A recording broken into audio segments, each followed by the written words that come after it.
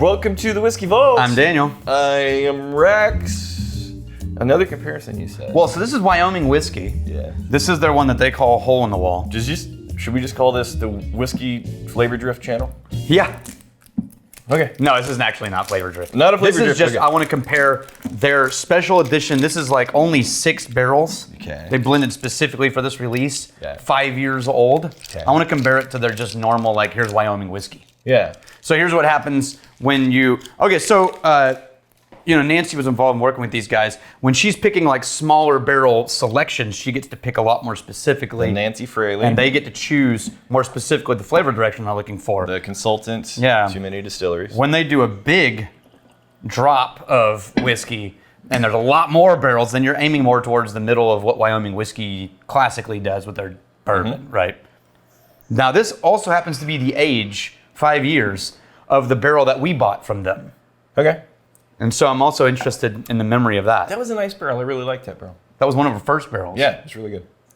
I think we got that one in before we got in the MGP barrels. The thing that I always like about the Wyoming is kind of like this fresh, sweet eucalyptus thing. Mm-hmm. It's good. I'm looking for something other than that wood oil and eucalyptus, and right now I'm not finding it.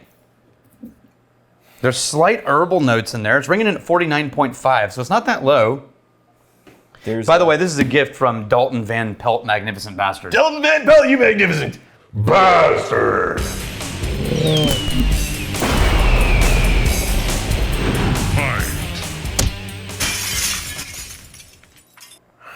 I'm getting. Oh, there it is.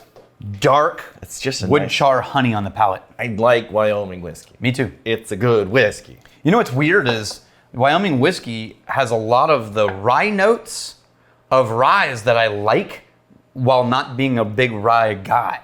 Oh. So it's a bourbon that delves really heavily into some of my preferred ryes. It's so the presentation of the rye, you can have like the anise, black licorice things. That's usually not my favorite. Nope. It can get really, really herbal, which I don't mind if I'm in a kind of like a tea type of mood maybe. I think one of my favorite notes that a rye can deliver sometimes is going to be that sweet eucalyptus.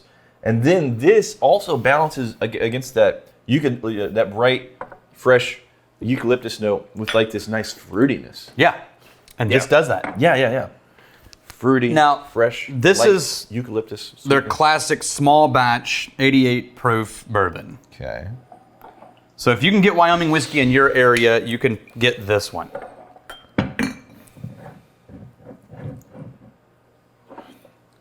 Wait, which one did I drink out of?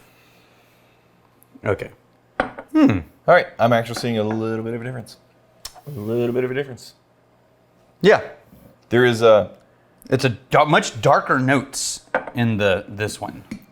You say darker on this? Yeah. I say like, I'm still getting that light, bright, fresh eucalyptus, but there's a little bit of like a wood oil to your point. Like this darker, right? Actually, more like a denser sugar, like a darker brown sugar. Okay, I got you. You see what I mean? Yeah. Whereas this one's a lot more of the citrus. I almost get like lemon zest.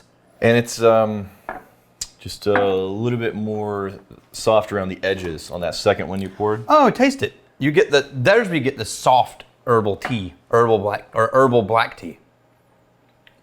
Wait a minute. These are pretty different. Very different. Yeah. Yeah. I actually prefer the hole in the wall. The hole, yeah. I think the hole in the wall, I'm digging that. And the hole in the wall, this is actually closer to my memory of Wyoming. Me too, but we got a single barrel. Oh, we just hands it. We just and it was fingers too. It wasn't even hands. It was a single barrel. Yeah. And it was 5 years old, just like this. So I think that's closer to what we got. Yeah, okay. Well, and I really like that too. Yeah. This one's softer, honey with a black herbal tea. Yep. And blend. then there's a little bit more of a wood character in. It's the small batch bourbon whiskey. Okay. The hole in the wall. That's not like the hole in the wall. You like that? You can have a lot of fun with the hole. You know what the hole in the wall is? I believe it's for glory. No, that's a different hole in the wall. That's a totally different thing. No, back in the day, actually, this is from someone who grew up on Louis L'Amour books. You don't like glory? Yeah, no. What? You don't like glory? Everybody likes glory.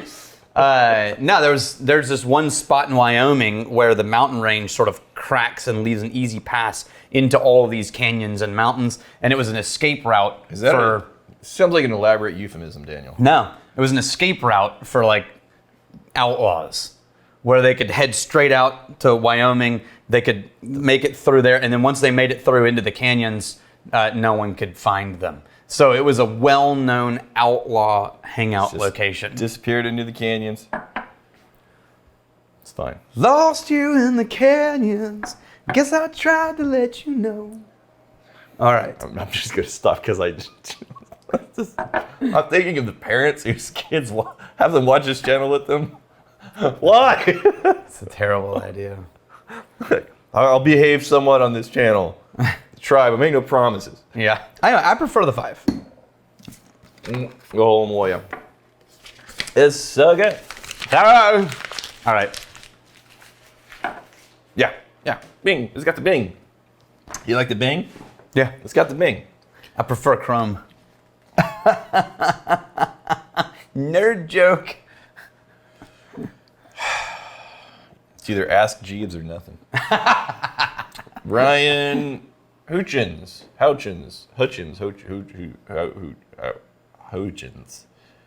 like to go 90 proof. 120 plus proof bourbon, then drop to 100 proof Isla Scotch. Oh. Is that an odd thing? I feel like I get past the peat and into other flavors easier that way. Interesting trick, right? Go high proof sweet whiskey and then go to Isla. Yeah, oh, that makes sense. Right? Yeah. No, there's an interesting idea. Well, there's a lot of different ways to experiment with that. Just basically figuring out how to best acclimate your palate. Yeah. So if you're getting overwhelmed by something in whiskey, how can you have something before that whiskey so you can approach it? And in this case, get past that big smoky wall.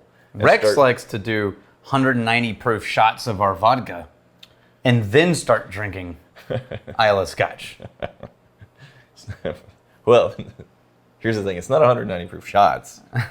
But, see, now you just kind of... I was going to say, it was like a legitimate thing that I've done. You son of a bitch. I know. You knew where I was going. I totally did. And you wanted to undermine it. Yeah. So basically, what I was going to say, what? with the utmost of legitimacy, like a neutral grain spirit like that, if you're just trying to acclimate... Like vodka. If you're just trying to acclimate past the alcohol burn and get past the flavors, well, just a flavorless, acclimation with... Like vodka. And then you get into the whiskey, and the burn's not going to be the first thing that grabs your attention because that got out of the way with the acclimating with to the 190 proof vodka. Daniel R. Del Rio, what would you do if someone threw away your favorite whiskey? Yeah, so I haven't ever had anybody throw away a whiskey, but I have had somebody drink it inappropriately or gone, right? Like for example, and I can speak from experience on this one because with family I've been a little nicer. But one day I was in the tower and Craig Andrews walked out of the vault. Oh, we're naming names. Oh yeah, he knows what he did. He walked out of the vault with a glass full to about here. Right? Like a wine pour. Yeah. And of a whiskey that is so rare. Because we didn't have a locked section at the time, right? And he had basically, there was like this much left in the bottle. He took most of what was left into this glass. He comes walking out, and I look, I see the bottle, I see his glass, and I couldn't help myself. I went, "What the f*** are you doing?" This is from the instructor in the class. Dude, that's a monkey student. That's a monkey shoulder pour. What are you doing? What the f*** are you doing? He's like, what? It's like, that's a Jameson pour. You can't just pour whatever the f*** you want here, Craig. And I sort of I lit into him so hard, he told that story last week at happy hour, and it happened 5 years ago. He still remembers. So if it was something really special, I might not be able to help myself. I don't care. He really doesn't. He's not joking. He doesn't care. I don't care.